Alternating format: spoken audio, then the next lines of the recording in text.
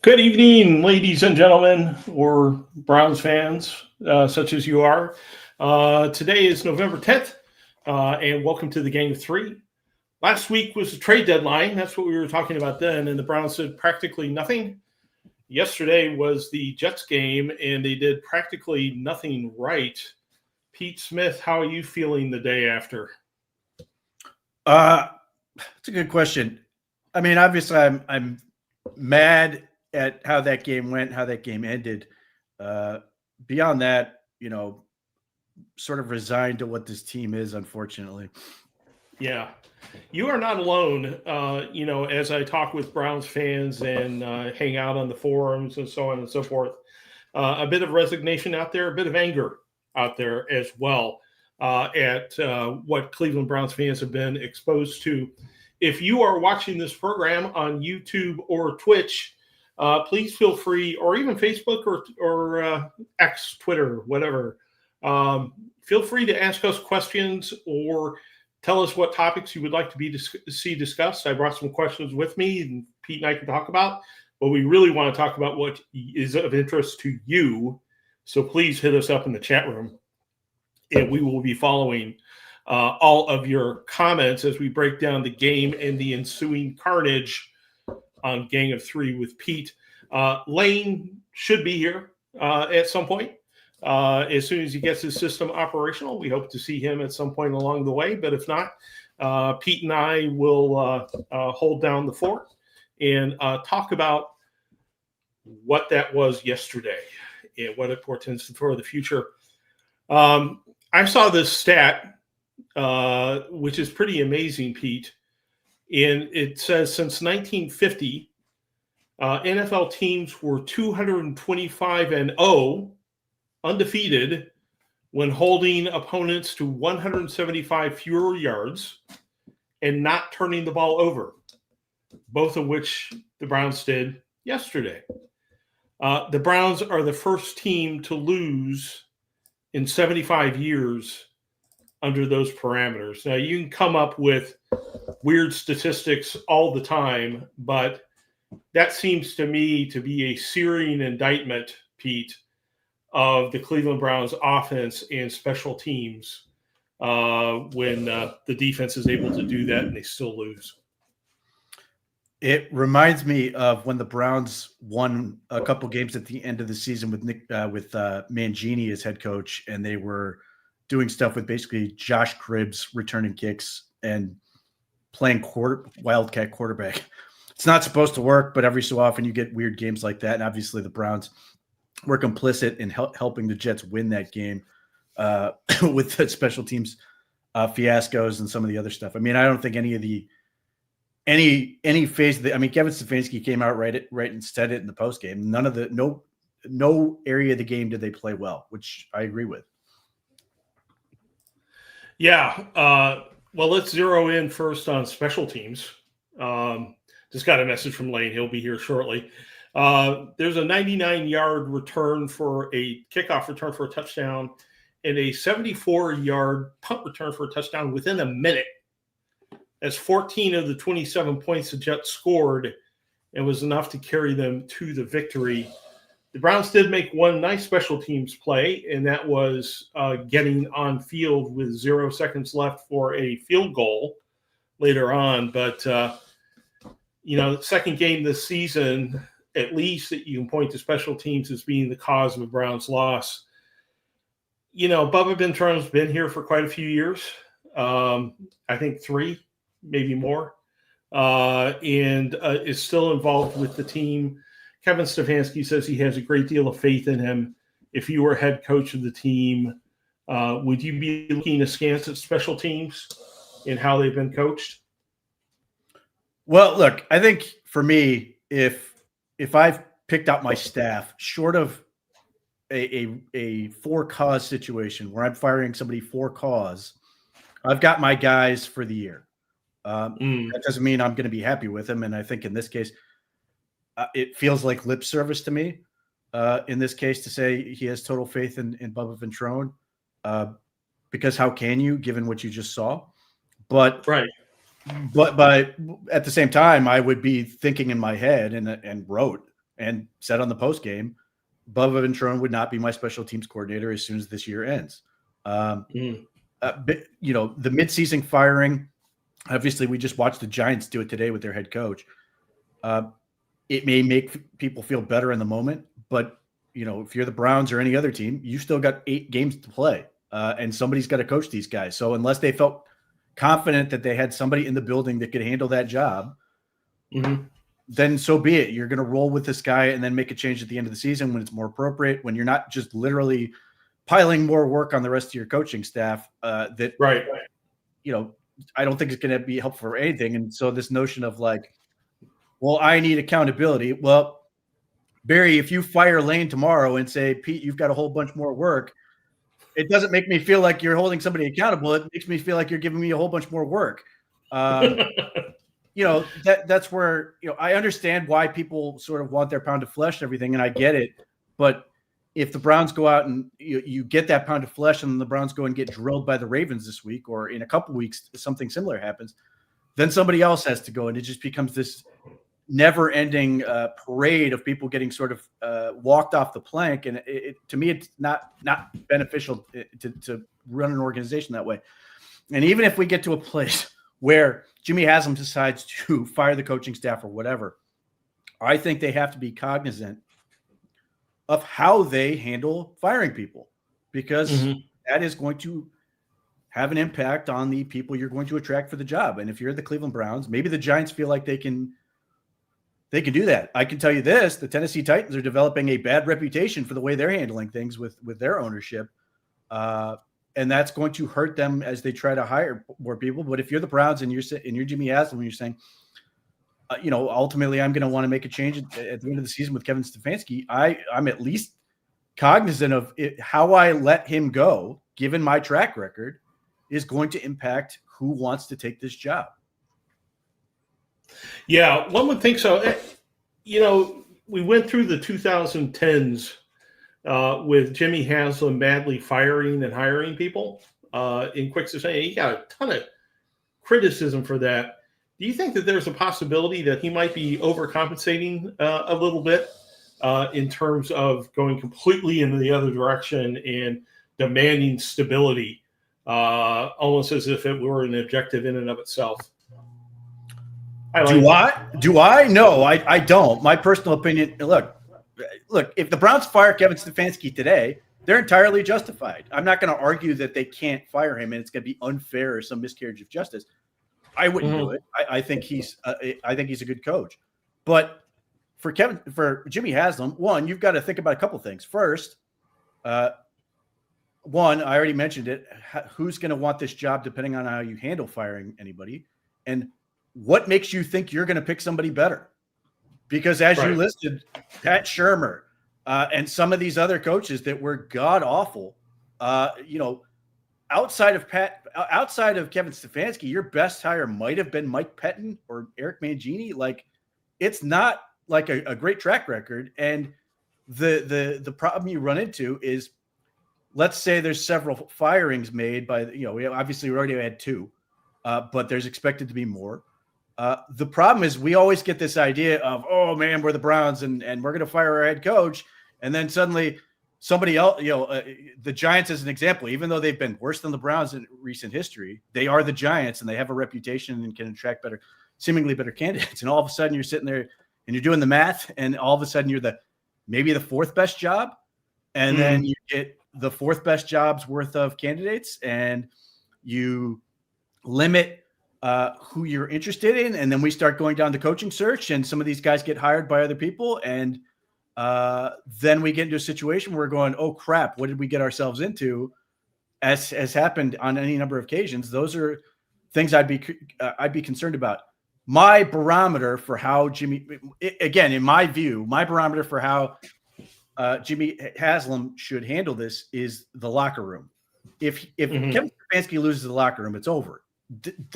I can't keep him at that point. But if you're just the owner and saying, well, I'm bored of this or whatever, he's absolutely entitled. He owns the team, but I think that's been a problematic process for him since owning the team. Right. Right. It's been pretty difficult. A comment from Denny Butcher says, I always thought they were going to let Kevin and AB write out the Watson contract deal and see where they are. But now I'm not so sure, as things go south. So, I've always said, I think they stick with Stefanski. I think they stick with Barry until the wheels come off. Unless the wheels come off, rather. In a loss to the New York Jets, the wheels are a little bit wobbly. Do you foresee, if they just get blown out by the Ravens, do you see this ownership losing patience, or do you see him riding it out through the end of the season using much of the logic that you've offered here? I think they'll still ride it out to the end of the season, but they may internally already decide that they're done, and what could happen. Not that this is necessarily the most sort of on the level way to do this, is they can start back channeling candidates if that's the way they do, and that's why I'm surprised that the Giants fired Daboll, and again, the Titans are a dysfunctional mess. I could care less what they do, but any in this day and age, unless you're just so sick of the guy you just don't want to see him anymore, most of these teams just say, okay, we're going to start reaching out to candidates and engaging interest behind the scenes and figure it out that way, rather than going through this whole charade. Because again, you have to get through these games and you have to be able to try to coach these guys as best you can. I don't know if the Giants are better served not having Brian Daboll the rest of the season. I would probably argue they're not better, but that is up to the Tisches and the Maras and how they want to handle that. Right. Welcome, Lane. Good to have you here, my friend. And camera issues worked out and so on and so forth. Question I asked Pete, I'd like your take on it as well. Haslam fired and hired a bunch of guys during the 2010s, got a lot of criticism. Uh-huh. Do you think the mood is, stability overall in the Cleveland Browns front office? Or do you think that this owner is going to lose impatience if things like the Jets game keep continuing? Well, the question is that the thing like the Jets game is something that's just continued on and on and on. And, another utmost embarrassing moment for the Cleveland Browns yesterday, losing to a Jets team that had no business winning that game.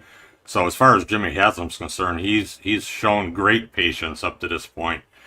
Sitting here 2-7, minimal improvement in some areas, just continued unbelievable, unfundamental dysfunction on the playing field at times.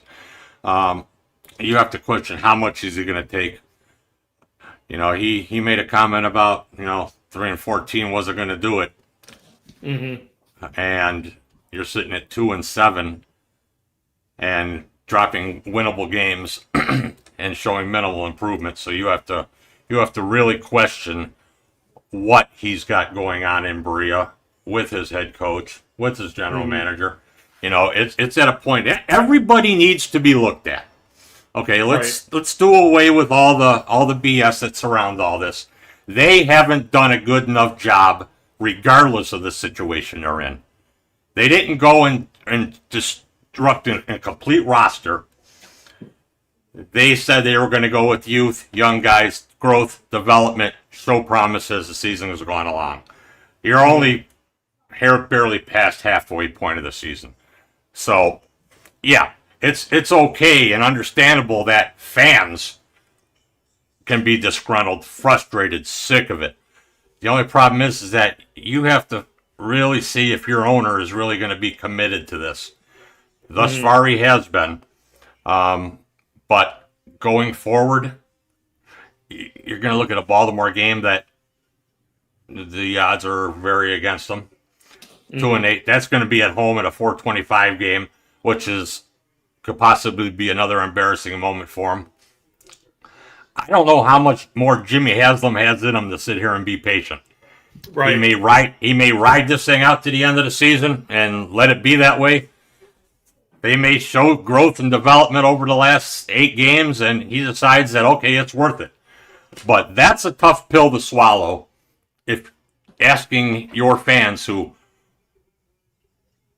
are on the rampage now to buy into, because Right. this is still a business. Right. And Right. this kind of team play, philosophy, function is going to cost his dollar signs at some point also. The thing we don't know, or at least or has not yet been revealed, is the NFL and most of these sports leagues, but the NFL and the NBA are the most notable examples. They operate on inverse incentives. So on the one hand, the Browns are doing any number of things poorly on offense and all this, and they created a lopsided roster that sort of at least lends itself to this possibility. And Jimmy Haslam, to Lane's point, could just wake up tomorrow and be like, I've had it. And again, would be entirely justified. Having said that, he may also be of the mind at this point, given what he knew, what he was sort of getting into, and this has not stopped him in the past. Obviously, we tried this with Sashi Brown, knew he was getting into, and then just decided, I'm done with this.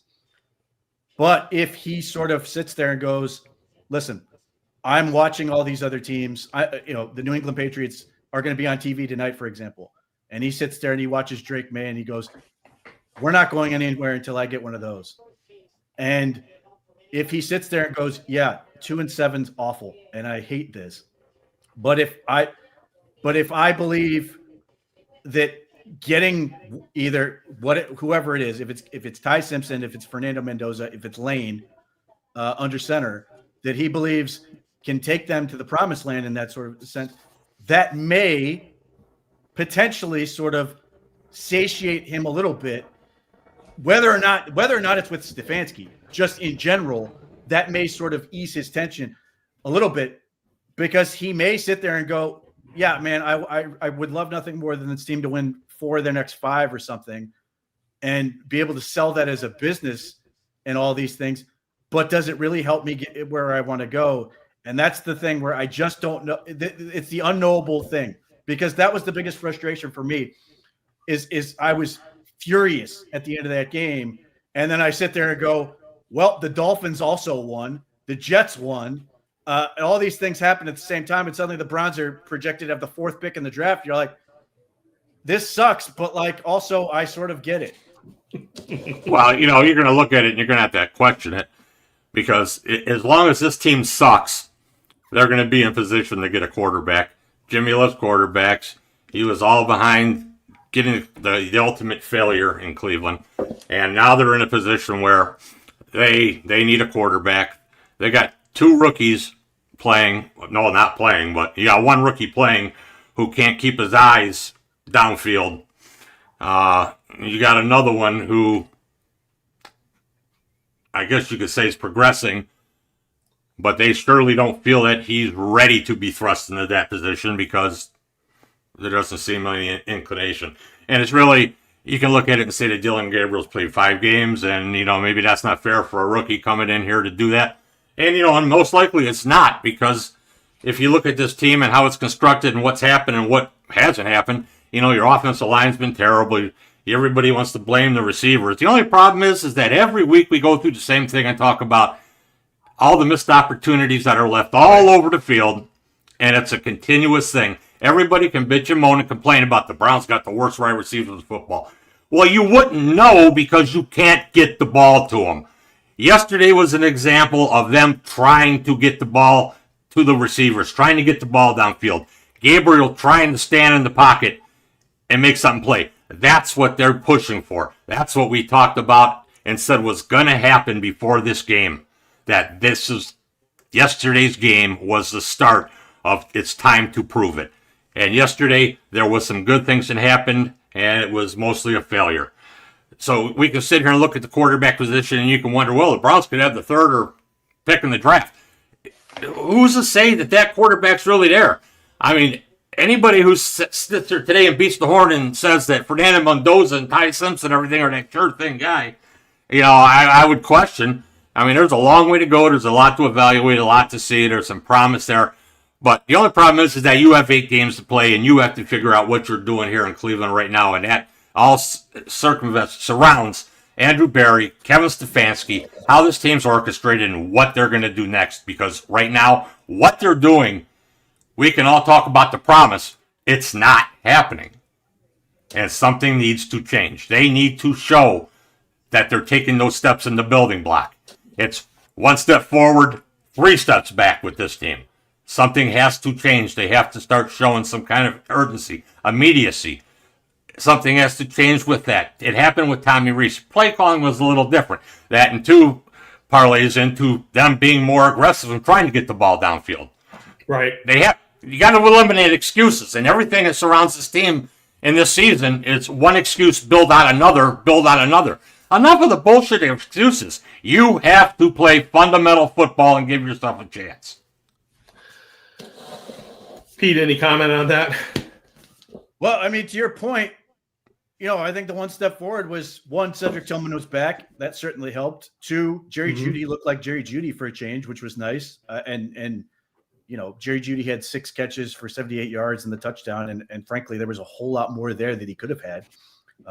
We're getting some nice little elements from Malachi Corley, who's continuing to prove to be a nice little surprise for this team that came from that very team, the Jets. The Jets took him in the 3rd round, traded up to get him, then gave up on him. And the Browns have found a nice little niche for him. And one of the most infuriating play in that game was Dylan Gabriel missing the wide open throwback pass to Malachi Corley, which any of us could have potentially run for a touchdown on that. And that's where I sort of sit there and go, look, I understand the offensive line is bad and it's not going to get better. And there were particularly a number of plays yesterday were really bad by the tackles. Bad. But I'm not going to, but they are what they are.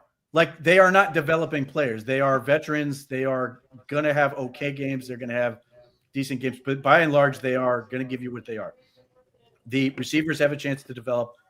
The quarterback has a chance to develop, but the bottom line with Dylan Gabriel is, and it's not fair to him, I think he can be a perfectly reasonable backup, but the problem he runs into is they need a guy to elevate talent around him, and he can't do it. His best case scenario is that he's on a team that's already really good, and he can just sort of facilitate it, and they aren't. Yep.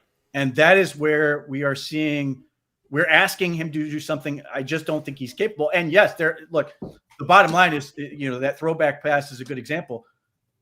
He can't afford to miss those because there's so little room for error for him. And he's not going to create that many plays. The pass to Harold Fannin for 24 yards was a great pass. The ball to Tillman, which resulted in DPI, great pass. The ball to Jerry Jeudy, great pass. But there just aren't enough of those, and he drops his eyes. He takes horrible sacks. And what drives me nuts more than anything is for a guy who had 64 starts in college and now 5 starts in the NFL, I don't see a combined 69 starts on the field often enough. I see a guy who drops his eyes, takes horrific sacks in just you cannot take sack situations, and just kills this team. 4th and less than 2. Look, I don't like the play call in terms of I didn't want them to be in gun. I would have liked them to just say, screw it, either give the ball to Quinshon Judkins or use Quinshon Judkins to generate some kind of misdirection. But the bottom line is you made the call. You had Dylan Gabriel drop back, and he has to throw the ball somewhere. He has to do something. Yep. And he dropped back, immediately braced for impact, and took an awful sack. The heroic field goal attempt, which is the one saving grace that Bubba Ventrone has from yesterday, was made necessary because Dylan Gabriel took a sack with no timeouts in a situation where you cannot take a sack. They're absolutely lucky that they got that play off because he lost yardage and the clock was running and they forced him into the situation. And this is a problem that has carried over and is not getting better. And look, there are a couple of plays where he had no chance and was going to get sacked. I understand that. And, again, he's in a tough spot, but he's got to get the ball out in these situations. And that's where it becomes really difficult to defend him, even as a rookie, because this is the situation they find themselves. And it feels like false advertising because he's supposed to be able to be smart. He's supposed to be a quick processor. And too often you're not getting that from him. You're getting terrified and not knowing where to have his eyes in a given situation. And, to Lane's point, it's sort of, I don't think any of us would disagree they could use a premium receiver. They need another premium receiver on this team. It would set up everything really nicely.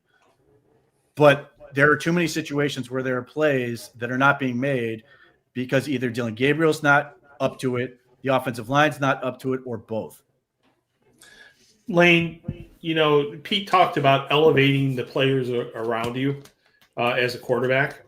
Arguably, there's a guy on this roster who elevated the people around him in college, and people are calling out for him. He is Shadur Sanders, and he is progressing. But, sort of as argued in the chat here, what's the downside of throwing him out there right now if you don't think he's ready just to see what you've got? Well, that's the problem that we have here. The ramblings and social media and everybody screaming for Shadur Sanders. Why would the Browns not play the young man if they weren't comfortable with him being on the field?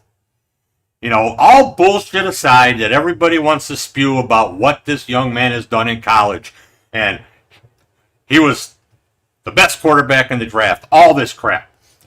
Bottom line is, no team who's trying to find a quarterback and try to solidify that position to make their team competitive better, or for the player himself to gain experience, would have him on the field if he was in that position. Excuse me. Also playing in the element with that is that, they don't want to pull the rug out from Gabriel just yet. They want to give him a little bit more time now with Tommy Reese, the wide receivers. They thought the offensive line was going to be better, to see if they can work past that issue that he has. And he's got a terrible issue with dropping his eyes. He doesn't trust the offensive line. When you're a quarterback, especially a quarterback, and I'm really good friends with an excellent quarterback who tells me the same thing that I'm telling you right now, that a lot of this has to do with what's transpired within that team, him not having confidence in what's going on around him, them not beating in his head, beating in Sanders' head, beating in everybody's head. We got to minimize turnovers. That's all part of coaching. The only problem is that when that becomes your emphasis, when you got W, X, Y, and Z mistakes all over the field on every given Sunday, what do you expect from your offense? What do you expect from your quarterback? What do you expect to happen, when the last second goes off the clock? Majority of the time, you're going to lose because you don't play solid, consistent, fundamental football. And that's what happens here. Now we get to Shadur Sanders, who is progressing. I have absolutely no doubt in my mind that he is completely different than when he walked into Cleveland. That being said, there was a lot to do to get him from when he walked into Cleveland to where it is today. They didn't see the defenses. When he did see different defenses, he struggled. So let's get that out of the way with, what he did in college and what he's doing in the NFL. It's two different worlds. But if your quarterback is continue to have the problem he has, and putting them in bad situations, bad positions, it comes to a point where your locker room starts to waver. Now, if Shadur Sanders is close in their eyes, and Dylan Gabriel continues his path, you're going to see the change. You're going to see Shadur Sanders this year. It's going to happen. The question is when. They don't want to pull the rug from Gabriel just yet. The issue for Shadur Sanders, to answer the question, is Shadur Sanders, on the one hand, he makes receivers better. He absolutely makes receivers better based on his college resume and everything else. The problem is he makes his offensive line worse. He has consistently made his offensive line worse, dating back to Colorado and everywhere else. He takes a ton of sacks. So that's the risk. If you're already having problems with the offensive line, Shadur Sanders can be a net negative in terms of that. This is based on watching him in college, watching him in the preseason. So those are the areas you're trying to get him better, in addition to what Lane mentioned about reading defenses. Right this second, though, the Browns look pretty justified in taking the approach they did at the quarterback position. Obviously, you're watching in Tennessee. I think that kid has no shot right now with what they have there. But nevertheless, Cam Ward is struggling. I'm certainly not going to write him off. But the Jackson Dart conversation, I think Jackson Dart has an incredible amount of talent. The Giants are killing that kid. He's going to get ruined by the New York Giants and the way they're handling it. He's already been evaluated for concussions 4 times this season. He's played in 7 games. He's out with a concussion now. And so if you're the Browns and you can sit there and go, Dylan Gabriel stinks or whatever. Listen, I did not advocate for drafting him. But I do understand the approach of taking swings and see what you can come up with. Ultimately, you have to take the big swing at some point. But nevertheless, as bad as they are, that part of it at least looks pretty prescient right this moment. That doesn't solve the problem, nor really answer what they're going to do right this second. But I agree with Lane. The problem is, in my mind, based on what I saw Sunday, and when I've been asked, I've said basically 2 games out of the bye week is my limit on Dylan Gabriel at this point before you have to make that change. But even that said, based on what I saw Sunday, I'm still thinking in my head, I've got to try to fast track Sanders to get him as ready as possible, as fast as possible. And I could care less about pulling a rug or anything else out from under Dylan Gabriel, because his mentality needs to be, I'm fighting for a job both now and in the future, as opposed to I'm being sort of prepared for some mystical job that may not be there in 6 months if I continue on the path I'm on. Right now, again, I think he can ultimately be a perfectly fine, reasonable backup that kills teams in preseasons for years to come. But he's not, I didn't think then, I don't think now that he's going to be a big time Sunday performer ever. So knowing that, having that in mind, your thought process needs to be, well, if he's not, then is the next guy. And if it's a matter of just getting him to the point where he can get on the field more than anything and protect himself, which in the last preseason game, he did not. He was taken off the field because Kevin Stefanski had to protect him from himself. That is where you sit there and go, well, what's the harm? He can get himself killed in addition to losing games, rather than you can sit there and go, well, Dylan Gabriel can lose games just fine. Shadur Sanders can get himself killed, and then we're right back to Dylan Gabriel, which doesn't help. For me, and for the people who are saying, well, I want Shadur Sanders to have a fair shot, I'm with you. I don't want to put him in for a half and then have to pull him back out either because he's playing cleanup, mop-up duty, or trying to save a situation that can't be saved. What I want to see is him prepared enough to be able to play 4 games in a row, 6 games in a row, whatever the hell it is, and not sit there and go, well, after 1.5, he's dead, and we have to move on to the other guy, because then people will blame the Browns for being unfair to Shadur when he's doing it to himself. Right. That's exactly it. Well, the whole thing comes down to, hey, don't get me wrong. I want to see Shadur Sanders. Okay? All this BS aside, I want to see the young man play. I want to see if he's got it, because the guy that's sitting there right now is not shown any of that. So I want to see Sanders, and I hope that they've gotten him up to speed quick enough, because it may benefit Sanders, may benefit the Browns, and it may benefit Dylan Gabriel to just get off the field and watch a little bit, because it has to be an overwhelming effect going on there. But at the end of the day, you drafted 2 rookie quarterbacks, and you've seen one for 5 games, and you have another one to look at, because you need to plan on what you're doing. Is Shadur Sanders going to be the guy that carries you to the promised land? Who the hell knows? But you got to get him on the field. He's got to get himself to the position that he is playable in the eyes of the team he plays for. Mm-hmm. We can talk about all this crap that there's a conspiracy, they don't like him, he doesn't do this, he doesn't do that. Get himself in position to play the game. If he can play and shows it, everything takes care of itself. He can save everybody from this team if he can play. Like, don't spare me this nonsense of they don't want him to succeed. They drafted him. They want him to. Nothing would make the people in that building happier than be able to go, hallelujah, we've solved our quarterback problem in the 5th round with Shadur Sanders. This notion that they're haters and all this other crap is absolute nonsense. They are. If anything, you can argue that they're doing right by him by not throwing him in there and just letting him get killed for all to see at this point. We talked about this as when the season got rolling, what this plan was and what was going to happen with Sanders and how they were going to slow play this and bring him along. and you would see him late. There was no reason, desire, and actually anything that would be responsible to have thrust him in to a situation that's already been happening. They're doing right by this kid. Now, if he doesn't get a chance, then you have to question, is it all him? Do they have an issue?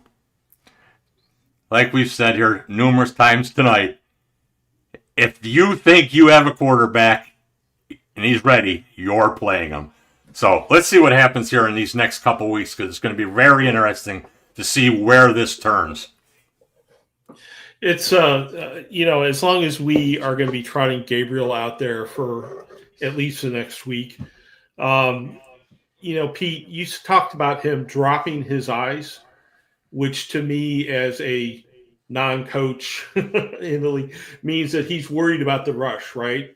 He's not looking at wide receivers. He's paranoid about getting nailed, by a defensive end. Is there any way, number one, to coach him out of that? And secondly, are we stuck with that as long as we have this porous offensive line that we have? Doing it during the season is tough. Like, it's really difficult. That's one of those things that doesn't tend to get fixed during the year. Now, some of that is, the one benefit of potentially playing the Ravens is they suck rushing the passer, and maybe he gets a little bit of a reprieve from that standpoint, but he's just got to be willing to do it. It comes down to whether he wants to do, people talk about the VR and all this crap, which is a useful tool. That's one option, but he's got to just trust it and do it. Part of what is happening, and this is, we all love to talk about, oh man, mobility is great. I love the fact that we have an athlete. Well, part of the problem you run into with that is, and you're seeing it from Dillon Gabriel, is he's sort of watching the rush, betting that he can sort of maneuver it and figure it out and make a play with his legs. And some of the time that is stepping up in the pocket, and he's gotten away with it and done some nice things. But a lot of the time it's him trying to find a way to roll out and sort of extend the play. And at times he's gotten away with it. And at times he's found out just how fast NFL athletes are. And it gets him beat. So some of this comes down to he has to sort of accept that when the play is designed to be in the pocket, he needs to play from the pocket and operate with his eyes up in the pocket. And when he's asked to roll out, he needs to roll out. I think in some ways he's trying to do too much at the same time, and that's part of what's getting him in trouble. You drop your eyes, you sit there going, well, I can figure this out, and then extend the play after that and find something. They don't have time. He doesn't have time against these athletes. And too often the problem is, and what I'm hoping he's finding out in film study, is that when he does that, he's missing opportunities to make plays because there are too many times where his eyes drop. And if he just kept his eyes where he's supposed to be and threw the ball, then they're getting yards. They can't hit him if he doesn't have the football at that point. So it's not an easy thing to fix during the season because you get accustomed to sort of getting brutalized. And we've seen that over the years with quarterbacks. Tim Couch, for example, you just get tenderized over the course of a season, and it's survival. You're trying to survive at that point rather than play football. I don't think Dillon Gabriel is quite to that point in terms of he's just trying to live to see another down. But if he does get to that point, that's all the more reason that the Browns need to pull him and put in the other kid, because they're not going to succeed with that if he's not going to actually try to sit there and play quarterback. That's just a harsh reality of this thing. You cannot play quarterback looking down at the pass rush. He's not athletic enough to do it. And it's more than anything, it's just not working. Yeah, clearly. One of the Browns have another quarterback hanging out there, and Kevin Stefanski was asked about him today. A certain number 4 is getting ready to do something. The Browns can open up a 21-day practice window for him. And Stefanski basically said, I don't know what's going on, dripping with enthusiasm for that opportunity. Yes. He just looked like he loved it. Like, this is the thing. Like, he's telling you everything you need to know about how they feel about this. But when he answers these questions, he's like, I don't think we're doing that this week. Like, nobody wants to see this dude play other than perhaps one reporter at Cleveland.com. There's no enthusiasm for this. And there are people that are like, get into this mindset of I'm willing to see anything at this point. No one in that building is excited to see Deshaun Watson play football, and I don't blame him. And I think, look, I've said this all along. I think the second Deshaun Watson hits the playing field, everybody in that building is fired because it just drudges up those memories of what he did to this, what his acquisition, what his play, what his attitude, and everything else has done to this franchise. And I think they'd rather play, us at quarterback than go down that road if they can help it. It would be such a Browns thing for Deshaun Watson to actually find the playing field and actually ball out. That would be a Cleveland Kevin Stefanski thing that I just can't even envision. Yeah, when he went out of the lineup last year, my take, and I think the take of a lot of people is I don't want to see him in a Cleveland Browns uniform ever again. But he's out there, he's getting better, and who knows what's going to happen. But quite obviously, the Browns are trying to push away as hard as they can from him. Let's talk about play calling a little bit. Tommy Rees stepped in as the play caller, for the Jets game. Is it fair for me to say, let's start with you, Lane, that Tommy Rees wasn't all that visible in the play calling? It did look like they were trying to get the ball downfield a little bit more. Did seem to stick with the run a little bit more. A couple of commonsensical things. Definitely were trying to get the ball to Jerry Jeudy. Did you see any big changes, though, from Rees taking over? Well, just attempting to get the ball downfield was a big change. So, score one for Rees there. Getting Junkins in the running, getting him into the run game, using some of them delayed runs, him getting to the outside. It was a little better than what we've seen, but also to be too that we could think it's better because they actually had some execution against a bad Jets team. I really don't know. I didn't see anything monumentally different other than them attacking the field a little bit more, them failing at the same rate overall. I liked what they did with Corley. I think Rees mixed it up a little bit more, or we could say that those kind of plays actually worked that we haven't seen working in the last few weeks. I'm curious to see more. He's a young, fiery guy. He's not afraid to tell you exactly what he thinks and rip you a new one if you don't do your job. And that may be just a little something that's been missing here. Mm-hmm. So it's going to be interesting to see what happens down at Huntington Bank Field on the shores of Lake Erie against the Baltimore Ratbirds at 4:25 Sunday. The dreaded Baltimore Ratbirds. Yeah, I think if not for the fact that we were incessantly showing him on TV and they kept talking about it, no one would have had any idea who was calling plays. Yeah. Look, I had no expectation you would. What was he going to do? Get out a new playbook? They're calling the same offense. Maybe there's a slightly different rhythm. Maybe there's some things he likes that Kevin Stefanski likes a different part of the playbook. Other than that, this is the offense, and maybe they can dial up some things that work and find the right pattern. But it's a super collaborative process anyway, and two, to Lane's point, I thought there were a couple procedural errors that I think will get ironed out quickly. Tommy Rees is certainly an experienced play caller. He's called plays for Notre Dame and Alabama, and I think there's a little bit. It's not that he needs to necessarily learn how to call an NFL offense. I think it was just getting in a groove and doing some of these things so you don't have to use a timeout in the first half or take a delay of game in the second half. I think that will come quickly, and they'll hopefully eliminate those types of issues. Look, if he can bring an extra little something to the play calling thing and simultaneously give Kevin Stefanski a little bit more freedom to do whatever they think is going to better position the team to play better on Sundays, great. But I've never understood, I simultaneously understand and don't understand why people are so obsessed with this, because you ask players, they have no idea who called the play other than the quarterback because he heard it. The players just want to execute the offense and get a chance to make plays. The aggressiveness, how much of that was Tommy Rees versus Dylan Gabriel finally threw the damn thing. I don't know the answer to that, but I'm curious. I don't hate it, but like I never saw this as a move that screamed desperation. I thought at the time, and I continue to think Kevin Stefanski, for the people who think he has some big ego, I think he's willing to do anything he thinks can make this team better, even if it makes him look bad publicly. I don't think he cares. I think he's only interested in being accountable. We get to that whole word to the people in that building, the players and his fellow coaches. And if Tommy Rees can bring something great, look, they interviewed other options.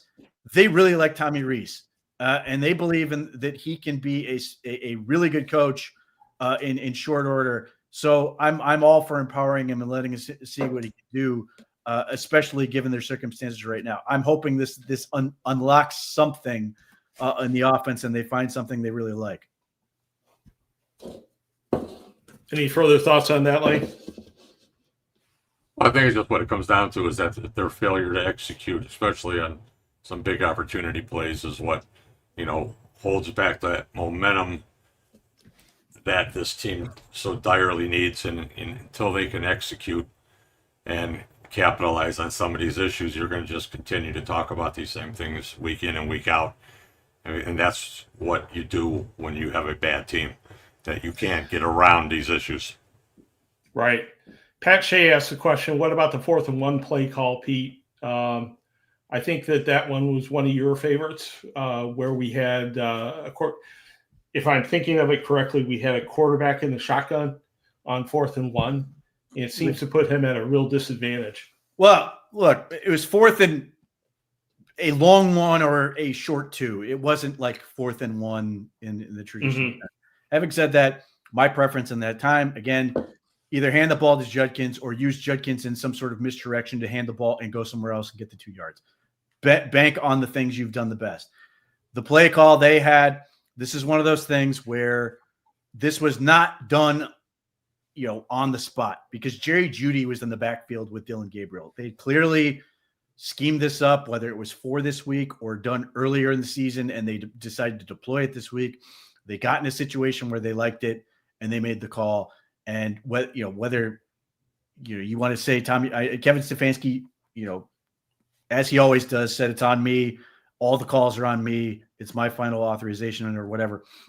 And he's right. This is one of those situations where Tommy Rees may say, hey, let's go with this. And Kevin Stefanski could say, no, we're going to get under center and run the ball somewhere, as opposed to doing that.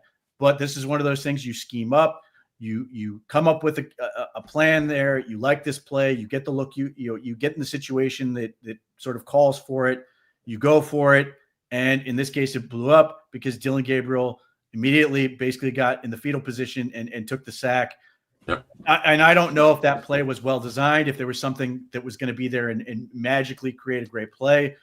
But this is the game you play where, this is one of those things where people get mad. They go, well, let's be more innovative. Well, they innovated the hell out of that and it blew up in their face. So that's the game you play. When the calls work, you're smart. When they don't, you look like a dope. Again, I would have preferred under center, done something faster.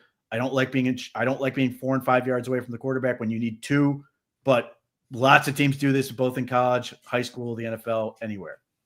Right. Right. Comes down to one thing: execution, or the lack of. We can look at it and say what we want. If they execute, there was something there. They didn't execute. They put them in a position where their options were limited. And just another example of how they don't get it done. I mean, it's a broken record, and I hate to sit here and talk about the same thing week after week after week, but that's what it is. This is what you get with a rookie quarterback. A terribly inconsistent line, and everything else is just one big pile of cesspool shit, and you have to try to wade through it and get yourself to work through the process. I mean, I agree with Pete that putting Gabriel in that position, or putting the offense in that position on nearly 4th and 2, it wasn't the easiest way to go about this, but also you have to understand that this is how they're evolving the games played, and there was an opportunity and they just blew it. So week in, week out, same old, same old. Right. One of the questions comes from Chris, and it's a concern I have as well.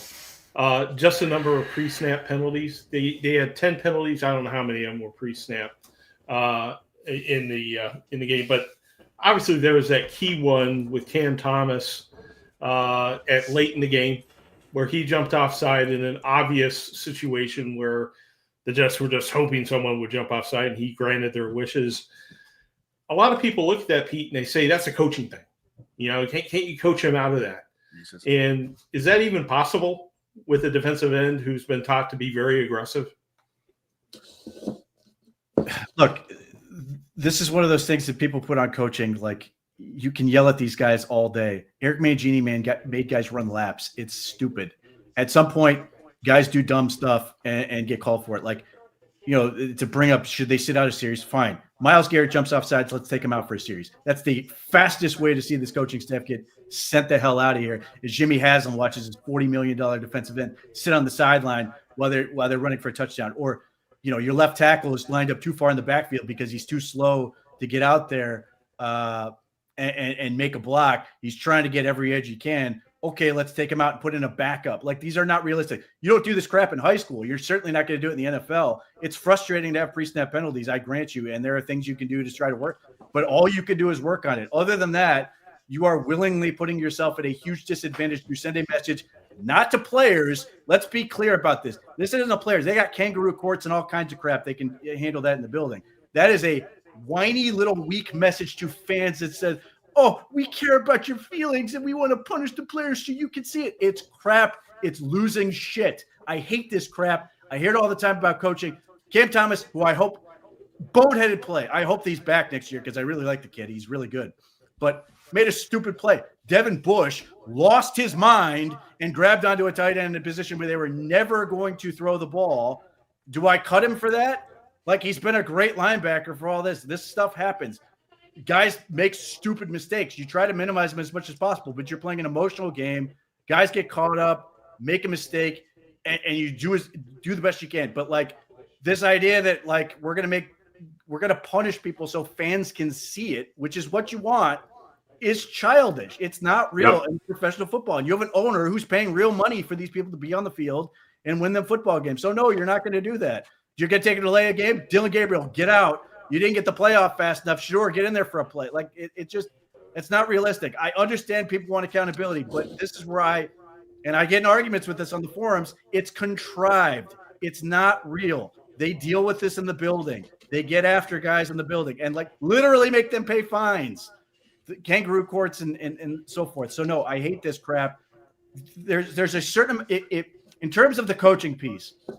Because I always get accused of being coaches break. If they emphasize this stuff in practice, and they're saying don't jump off sides or whatever else, as long as they make it a point of emphasis to try to reduce penalties, that's all you can do. That at some point, the player just makes a mistake and they have to own it. The other part you run into, and I don't think people appreciate this enough, is part of the reason people commit penalties is because they're not good. And they're trying to make up for the fact they are not good by getting a small edge, whether they're lining it up too far in the backfield, or they're so worried about getting off the ball because they're going to lose if they don't, that they might jump a snap count, or those type of things. The shifts and stuff like that, that'll drive you nuts. And I totally understand where the frustration is. But they don't have a whole lot of that. It's largely situations where it's penalties of aggressions or penalties, the type of penalties that you can sort of understand happening. False starts happen, frustrating or not. That's sort of life with football, and it's certainly not limited to the Browns.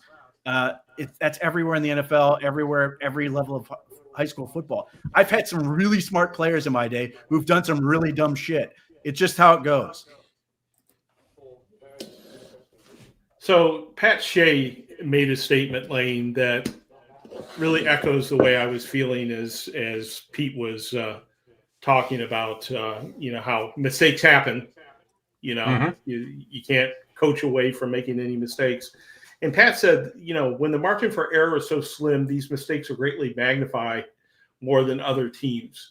And I think he's got a good point there in that, if the Browns special teams played better, no one would care if Cam Thomas jumped offside once. It was just it's magnified because he was in a critical position because of where the Browns were in the game. You just can't make many, this room for error on the part of the Cleveland Browns seems to be very, very small. Is I think the point he's getting to. Yeah, I agree with that statement. It's when you have to play where basically every and any snap matters, and making critical mistakes at times, such as Devin Bush, that may have been the bonehead of the year award so far in Cleveland. Just absolutely terrible. Those errors, they're going to be magnified because it means so much. The only thing is that can anybody really sit here and say with any kind of confidence that even if Cam doesn't jump off sides and the Browns get the ball back and got to go 90 yards in 47 seconds, do you really think that was going to happen? No, I don't believe so. But to the point, these things happen. There's enormous pressure in situations. Some of these guys, like Cam Thomas, isn't lined up over there every minute, all the time, like Myles Garrett, who jumps off sides twice a week. It happens. Everybody wants accountability. That's the word that you hear screamed from the mountaintops. Accountability. What are you going to do? Like Pete said, are you going to sit him? Going to get rid of him? You don't have enough talent to even think about that. They have ways to deal with it. And you don't see the same guy doing the dumb shit every week. It's like a variety pack. Right. Everybody has to put their hand in the bag and pull their name out and make their dumb shit play of the week. That's just how it's been working with this team. And until they prove otherwise, I just can't see it any different. The big thing that sort of illustrates this whole thing was 2017 to 2018. When the Browns drafted Baker Mayfield, and even when they Tyrod Taylor the first couple of games, their room for error was tiny, infinitesimal. And then Baker Mayfield jumped in the lineup. They still did dumb shit, but he was good enough, and they had the offense going that one, they moved the ball well enough, and two, even when he'd like throw a pick or make a mistake or they do make a penalty or whatever, you had this feeling like he's going to get it back, he's going to be able to fix it. You don't have that now, and that's a big part of this. You can't fix it. That's where you can feel the little room for error. And if you watch other teams, if you watch Monday Night Football with the teams that are going to be playing that, you probably have that same feeling on a given day. I mean, it's like watching Iowa's offense in a given game where you're sitting there going, oh my God, they're never going to move the ball, as opposed to Ohio State where you're like, okay, they got a penalty, so what? And they're going to go and score anyway. I mean, that's what the thing is. And it emphasizes, one, how much talent this group needs on offense. And two, the quarterback fixes so much for this team, and they don't have that great piece. We've got one question I want to go through because I've seen this a number of places, this notion that with DePodesta gone, Barry moves to president of football ops, and you get a, football guy type GM, You got a football GM type GM. So, I mean, I don't even know where that bullshit comes from. People don't realize that Andrew Barry actually played football. Yes. He wasn't playing like rugby in, some foreign land on a boat. He played football. Just like your head coach did. Right. The guy who's gone, the baseball guy, he didn't play football. But that wasn't his job. Right. Okay, I'm done. That's fine. You want to add anything to that, Pete? Look, I mean, if they want to make Andrew Barry president and have him sort of become a trusted barrier between Jimmy Haslam and basically everybody else that's sitting on this level, which includes a whole bunch of people don't think about, including the one of the people that never gets brought up as they demonize DePodesta, which is Ken Kovash, this guy who just sits over there doing his analytics. There's the organizational structure currently stands as Jimmy Haslam, and there's like 6 people who sit on the same line right under that. Kevin Stefanski and Andrew Barry are on the same plane. And so in the long run, that kind of And if they want to elevate Andrew Berry to be a barrier where he's the catch-all between Jimmy Haslam and those people, great. Andrew Berry's still going to make huge, major organizational decisions. He's certainly going to have his voice heard in the draft, especially if the Browns are picking in the top 5.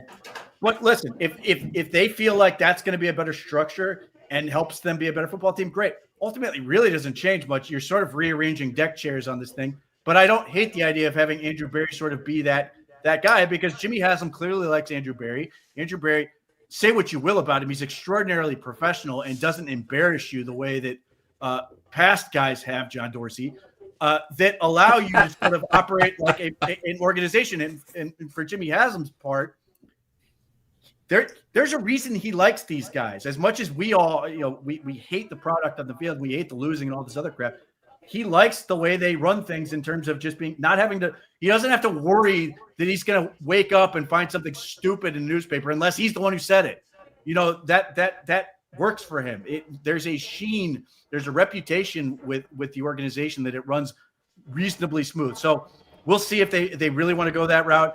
And there's a small reward if they want to promote Glenn Cook to be GM and give him sort of recognition because he's been with the organization forever, and that it prevents him from potentially taking a job elsewhere, or Catherine Hickman, or wherever the hell else it is. If they think that's going to make him better, great. I don't really think it changes all that much. It certainly changes very little in terms of average fan, what they're going to see, how this team operates. Anything you want to add to that, Lane? Any final words before we exit here? No, I was just listening to Pete while I was reading all these comments in this chat thing. There's some amazing stuff in here. No, I mean, bottom line, you want to move Andrew Berry into the position, move him into the position. You want to elevate Glenn Cook. Wait till the end of the year, see if all the wheels fall off, and you can just burn the whole thing down, or you can keep the ship sailing. One way or the other, 8 more games, we're going to find out what the reality is. And right now, it's not looking all that good. Yeah, a lot to learn, both from the Browns and from potential draft picks for the Browns as we get through this season, particularly the quarterbacks. So what we're going to do is we're going to break up here, and we will get back together with you next Monday night at 7:15, following the Ratbird game and whatever that portends. Please have mercy on us and join us next Monday night at 7:15. We'd love to see you. Love to have you, and thanks for watching the show. Good night, everybody.